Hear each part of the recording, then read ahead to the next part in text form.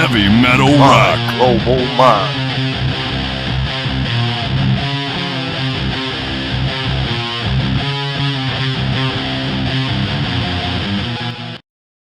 So deep in my heart that you're really a part of me. I've got you under my skin. I tried so not to give in. I said to myself, this affair never will go so well. But why should I try to resist when, baby, I know so well I've got you under my skin. I'm Robert Cavuto, and welcome to My Global Mind. Thank you so much for taking the time to speak to us today about your new CD, Tremonti Sings Sinatra. It's great. Thank you for having me. I appreciate it. Oh, very cool. And it comes out May 27th, so there's still time to pre-order for everybody, so that's a killer. You know, when we last spoke in late 2020 for Walk the Sky 2.0, I asked you about hobbies that you took up during the pandemic, and you told me one of them was painting your house, and the other one was that you were obsessed with Frank Sinatra and that you were taking vocal lessons to sing like that. How did that hobby blossom into a CD? Well, I was just obsessing about it and just kind of teaching myself. You know, I wish I could have taken vocal lessons, the Sinatra stuff, but there's not really. I went down that path and I couldn't really find anybody that specifically did that. But so I just taught myself and didn't know what I was going to do with it. And then my daughter was diagnosed with Down syndrome. So I said, you know what, there's a reason why I'm obsessed right now with Frank Sinatra. He was a very charitable man. He raised over $1 billion for charity. So I'm going to sing a Frank Sinatra record and do it for charity. And when I talked to my manager about it, he's like, you know, my guitar teacher growing up was Dan McIntyre, who was Frank Sinatra's touring guitar player. So oh, wow. He set up a lunch with Dan and Mike Smith, who was Frank Sinatra's band leader, and told him about the project. And they said, can your boy sing? And my manager, being my manager who believes me, just said blindly, yes. He had never heard me sing Sinatra. He just believed. So I sent him a little voice memo of me. They call you, you know, Lady Luck. So I sent him some Lady Luck, and he was like, all right. So, you know, and then from there, we had to get approvals from the Sinatra family to use his name and likeness. And that took some doing, but we finally convinced them. And here we are.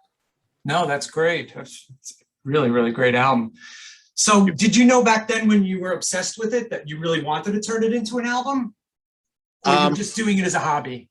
I was doing it because I loved it so much. Just like the guitar, I didn't know I was going to be a professional guitar player. Yeah. I just wanted to play and sound like my heroes at the time. So it was the same thing. I just one night I was on YouTube looking up old videos and found The Song Is You from a 1943 performance that he did when he looked like he was a kid. And it just struck me, you know, everybody's into this confident older Frank Sinatra singing New York, New York and My Way, but he had such an incredibly long, awesome career. I really started diving in and just kind of became obsessed. And the more I worked on it, the better I felt I was getting at it. And I just really didn't have a place for it in my career. It was just a fun hobby. And then when that diagnosis came in, I was like, you know, now I feel like this was meant to be. I'm gonna do this record. Are you gonna make yourself available for weddings? You know what? If it's the right wedding, I'm there. You know, any I get to play with this band. You know, I've already sang Sinatra at a wedding. To be honest with you, my cousin Sean got married, and I got up and sang "Fly Me to the Moon" and "Under My Skin." That's awesome. That is awesome. What was the hardest song of Frank's to sing and why? You know, there was two difficult ones. One was Nancy with the Laughing Face. That's because there's so much space in that song, and there's so much. It's an emotional song too, because he sings to his daughter. I'm imagining singing it about my daughter. Oh, wow. Nice. And so it's, you know, the toughest part, like I said, is there's so much space and the phrasing is difficult and the tempos change radically throughout the song. So just listening to that song, you know, hundreds of times to get the timing down before I recorded it was tough. And then in the studio, I think it was one of the tougher songs for the band to get as well. Really? But then other than that, Wave for me, Yes. vocally, tough one. I remember, like I said, reading all the books and all the, you know, biographies and whatnot about him and how he loved singing in his lower register. It's almost, back in the days, it's different. Like nowadays, you know, the guys who want to really push it are, you know, trying, you know, the higher register guys are the guys people are chasing down. But back in the day, Al Jolson and you know, the Tony Bennett's used their lower, and that was the popular thing. So they were talking about how he loved doing that, and that the lowest he sang was in a song called Wave. And I remember hearing Wave on Seriously Sinatra a bunch of times and really loving it. It was such a great song. I was like, you know what, I'm going to practice this just to practice my lower range. And the more I practice it, the more I was like, you know what, I'm going to do this for the record as well. Yeah, that was one of my questions for you. You really went low at the end of the song, particularly. Oh yeah. Sounds great. Yeah. I was Thank like, you. oh my God, he's really going low. Never heard you go that low before. I don't think I've ever sang that low before. Was there ever consideration to adding a metal version of Frank Sinatra as a bonus or the last song for this? No, you know, I wanted to pay my respects to the legacy. And, Okay. you know, when I went up there, I bought a suit, and I wore a suit to the recording sessions, and I took out my earrings. I still haven't put my earrings back in. You know, I remember watching a Grammy Legacy Award that they gave to Frank Sinatra, and Bono did the speech, and he had said when he was hanging out with Sinatra said, you know, I don't really like guys with earrings too much, but you're all right, Bono. So I remember him, all right, I'm not going to walk into the studio with a bunch of guys that from the old school that don't earring things. So I took them out, haven't put them back in. They must have told you some great stories about Frank, I would imagine, over the years. Yeah, there was, you know, these guys, it had to have been, you know, I'm guessing the most exciting time of their lives, you know, so to relive those days, when you ask them, you know, a question, they just go on and on about it, because it's the exciting part of their lives. So it was, you know, we have some footage of them sitting down and telling some stories on video, which is great. But I'd like to spend more time with them. You know, I want to get on tour with some of these guys and just pick their brains. That's great. Did they give you any tips or tricks how to sing or how to, you know, vocalize a specific aspect of a song? You know, I think, you know, Mike Smith, the band leader, he actually gave me Frank Sinatra's tea that he would drink before he performed. I got it right here. You know, it's, you know, this is the kind of tea he would drink, and I had written awesome. Frank there. And he puts just the right amount of lemon and all that in there. So it was such an honor to have Frank Sinatra's band leader handing me the tea that Frank would use right before he sang. And I remember when I was singing, see, in the car, That's Life.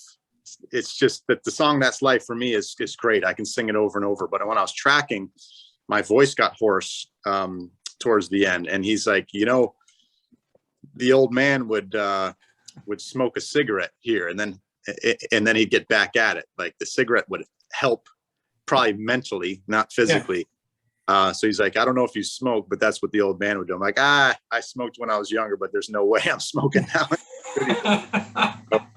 These guys are from the old school. So I think they realized early on that I remember Mike sat me down too, and we were listening to a vocal take. He's like, the old man wouldn't vibrato this word.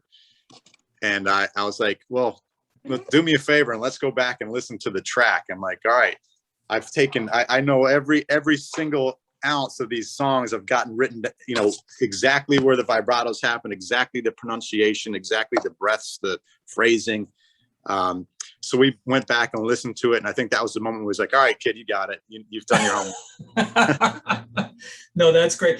You know, I saw the video of you playing with the band. Now, did you do that live in the same room, or were you in a sound booth just because of so much noise? A little bit of both. We did. So at first I would get out there and run it with the band with them. Like for Luck Be a Lady, I was out in the room because we had to work on the timing of that intro, because the vocal really is the meter for that song. You know, they call you Lady Luck, and band drops. And then I couldn't be singing in that room because it was so loud. Yes. And what I would do is I would sing with the band once, then I'd go into the booth, sing in the booth. And then when the band was done, and they'd only go through it 2 or 3 times tops. And these are the stuff you hear is one take of that band going top to bottom. The saxophone players would layer, because this was during COVID. We couldn't have everybody in that room at the same time. So the 5 sax guys would get in and play on top of the trumpets, trombones, and percussion and piano. But once the room was cleared, then I would sing a couple takes in the same room that they were in. So it just sounded all cohesive, you know? Yeah. And I told the producer, I don't want this to sound produced. I want this to sound like it's Capitol Records. I'm Frank Sinatra standing in the middle of an orchestra that you can hear surrounding the vocal. I don't want it to sound compressed or over EQ'd or over. There's really no edits through there. I mean, I'm the only guy. I got to sing it a couple times, and then we got to pick the best. You know, we'd like to think that there was one great take, and then we would cut a couple in. But the band, those guys are straight 100% through. Yeah, I was going to ask you. You had a really nice warm quality to your voice. Did you use any old school mics that they had lying around for this, or is it all now technology can make you sound as warm and as in the 70s and 60s, 50s? No, I did my homework. I went deep on the microphone hunt. You know, Frank Sinatra used a U47, and they have it at the Capitol Records building. And Charles Pannone, who runs the estate, he had said if we went out to California, we could have used that microphone on this recording, but wow, it was COVID, so we couldn't do it. So I rented a U47 from a local Chicago studio, and then I bought a Wonder Audio U47 and borrowed a Heiserman 47. When we did the shootout, the whole band had said the Heiserman and the Wonder are the best sounding mics. So we kind of mixed those up throughout the process. Oh, that's great. That is great. Now, where did you record it? You obviously not California, but where did you do this? Palisade Studio up in Chicago. Okay. Did you have to fly all the guys in? I'm assuming they all don't live in Chicago. No, most of those guys all lived in Chicago. Frank Sinatra had, I learned things by talking to the guys, but he would have like a West Coast band, a Northeast band, a Southeast band. He'd have guys that they weren't always all the same, but he had his core guys that I would believe would travel with him, but then they would fill in with other musicians. So in that area, we got all the guys that toured with Frank that we could. I think there was only 2 or 3 of the guys that didn't record with Frank Sinatra. One was Mike Smith's son, who played bass for a bunch of the tracks. He actually has toured with Lady Gaga as well. Mm-hmm. And then one of the trombone players had a stroke right before the session. So I never got to meet him, and everybody was upset about that. And we had to replace him with a younger musician. But these guys were all incredibly top notch. You know, it's great when you remember sitting in the control room and these older gentlemen, in their 70s, they're sitting there talking to you, and then when you see them perform, they play like they're in their 20s. Like just incredibly tight and accurate. No, I think they did a tremendous job, because I started listening to it before I read the press release, and I was writing questions, and I was like, oh my God, he really did get the actual dudes to do this. So kudos, and it sounds really great. And I think you did a tremendous job on it. Thank you very much. Yeah, and I was doing a little searching on Facebook. The album cover is very retro, fits into the whole style of Frank Sinatra, but you did that, I guess they call it like hydro painting, right? That was acrylic pouring. Okay. Yeah, so Kevin Tremonti, my publicist, had said, Frank Sinatra was a painter and you're a painter. Why don't you give a go at doing the artwork for the album? And he didn't have to ask me twice. I'm like, great idea. I don't think it was an hour later before I was in my garage, paint head to toe. So I have actually got a book that my wife bought me of all Frank Sinatra's artwork, which is great. And he's not a realist painter. He was more abstract and artsy, not, he's not, his portraits are, it's funny. I actually bought one of Frank Sinatra's paintings. I got it right here, and I've got all this stuff sitting right here. Yeah, that's cool. Thanks for sharing. So this is a self-portrait, which is a clown, but he called them self-portraits. That he did. Nice. He did a series of these, and I was lucky enough to win one of these on an auction, on Julian's auctions. Very cool. But anyways, I did my homework, and he did this abstract stuff. So I just started looking around at different styles of abstract art, and came across the acrylic pouring, and I loved it. I loved the way it looked, and I spent a few weeks online studying it, and then went after it. And now I have friends come over for parties. I'm like, you got to check this out. You could do this too. So I got John Connolly from Seven Dust and Scott Phillips from Alter Bridge to do a couple paintings, and we're going to do it the silent auction for the first show on May 14th. And so, I'm going to paint as many as I can before the show. I'm going to paint some guitar bodies. Yeah. So PRS was nice enough to carve me. I told him I would love to have some of my signature models, just the silhouette. I don't want the neck or the pickup holes or the bridge holes, just the flat surfaces, so I can paint those for the auction as well. Did I see you hydro dipping a guitar too? I thought I saw it on Facebook. Yeah, I did that for my producer Elvis. He loved the art, and he thought it would look cool on his guitar. So I said I would love to paint it, and then that's what gave me the idea of asking people if they could send me a couple that we could auction off at the first show. I watch a lot of YouTube at night, and I saw them doing that acrylic. I've seen him do it with countertops. I've seen him do it with floors, and it looks absolutely amazing. I have to believe it really stinks, right? It's just an incredible smell. No smell at all. Really? Yeah.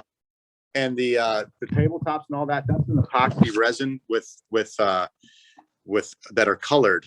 And I've got some of that too. You can paint in acrylic, and then you can take the epoxy resin, you color that as well and seal it with that epoxy. But I'd love to do, we don't have a dining room table at our house because me and never agree on the same table. So I'm like, why don't you let me go build one? I want to go buy some pieces of wood and epoxy it and make, get on YouTube, and you can find all these great projects, and you can learn anything on YouTube these days. So if you want to build a car or a jet plane, you can do it if you spend enough time on YouTube. I love the way they do the hydro dipping of the guitars. That is so cool. And then they have to actually take the hair dryer and move the paint. So when they pull it out, and I've seen people do a pretty nice job. Other people kind of like blotchy. Yours looked pretty good. The one I saw on Facebook, it was sharp. Yeah, it's a lot of fun, and I'm looking forward to doing these next two when they show up. So what was the first show? Tell me a little bit about that. I wasn't aware of that. So May 14th, we're doing the listening party where everybody, we do that with every Tremonti or Alter Bridge record. People will fly in around the world and hear the record before it comes out, and we'll do, just a hangout, all the fans getting together. This time we're doing the listening party, and we're doing a performance. We're going to do about 8 songs with the band. So I think 5 or 6 of the guys from the recording are coming down, and like I said, they have regional players, so we'll get some local musicians as well to fill in. But we'll do the performance, and we'll do a Q&A, and there's a silent auction with a bunch of the art on sale, and all my friends will be there. And it's the first time I'll play a show where it's formal attire. Very true. Very true. Yeah, it's fun. It's a good night out. Like a lot of the fans that would never be wearing a suit to a concert in their lives are coming to this, and I think it's just going to be a cool, unique thing. Seeing all my friends that I've met over the years all dressed up for an event is going to be great. It sounds awesome. Could you give us an update on the latest Alter Bridge CD? I know it's in the works, right? Yeah, we're in the studio now. Bass started. Yes, drums are done. Pre-production is obviously done. Drums are done. Bass started yesterday, and I think he's about 3 or 4 tracks through the bass, and then me and Miles will begin tracking guitars next week. Usually I'll do day shifts, and Miles will do night shifts, so I can tuck the kids in at night. That's great. And then vocals after that. So we should be done. I should be done with guitars because I have my MT100, which is my signature amplifier. I'll have only until the 11th of next month before it gets shipped to Europe for our Europe tour. Yeah. So be done with my guitars by then. So are you going to be doing a US tour after you come back or before? Well, For Tremonti, I should say. we just did 2 US tours. So we did a pretty long one. But then we're going to head to Europe, come back home. And then there's a big gap in between July and when we go back out in October. So there might be some Sinatra shows. There might be some Tremonti shows. You never know. Yeah. Yeah, I saw you open up for Seven Dust. Geez, it must have been last August, right? August, September. I saw you came to New Jersey. So yeah, I saw you there. That was a great show. Yeah, that was a fun show. I've probably played more shows with Seven Dust than any other band in the world. They do a great job. They're loud. Absolutely. Dave Bloom. I forgot my earplugs. What a big mistake to forget earplugs for a show. I didn't think it was going to be that bad, and I was in pain for 2 days because I was right up front taking pictures. Grab a napkin from the bar. That's what I do. I was locked in. There was no photo pit at the time because of safety protocols. So I got locked in with people and I didn't have anything in my bag. And I'm like, oh my God, these guys are loud. You were at a normal volume. I can handle that. And then they came on and I was just like, oh my God, my ears hurt for a couple of days. That's my nightmare. I got to save these ears for a lifelong career. I'd be screwed. Yeah. My wife and daughter keep telling me I'm going deaf. So I was like, what? When do you think the Alter Bridge album is going to come out? I think September or October, probably September, because we're going to October. So I figured it has to be out a good month beforehand. Good. Excellent. Well, listen, I want to thank you so much for taking the time. It's always a pleasure to speak. We speak almost every release, and this was a great one for a great reason for the National Down Syndrome Society. So kudos to you for putting that together. And I look forward to hearing great things and potentially seeing you when you come around. And I got a suit, so I'll wear a suit when you come around. There you go. Hey, get all dressed up. And I'll take pictures. I'll bring my wife. She's a huge Frank Sinatra fan. Huge. This is bringing out a lot of people that wouldn't typically come see me in concert. So this is great. Yeah, that's one of the few things that we could agree on, certain aspects of music. I'm more the heavier side. She's more the Elton John side. So, the Frank Sinatra. So when you're doing Frank Sinatra, that kind of works and it melds together. That's perfect. Well, I'm glad to make that connection. Well, I definitely look forward to seeing you. So thank you again. It was a real pleasure. Awesome CD. Congratulations. So much. See you, man. Bye-bye. Heavy metal rock. Global mind.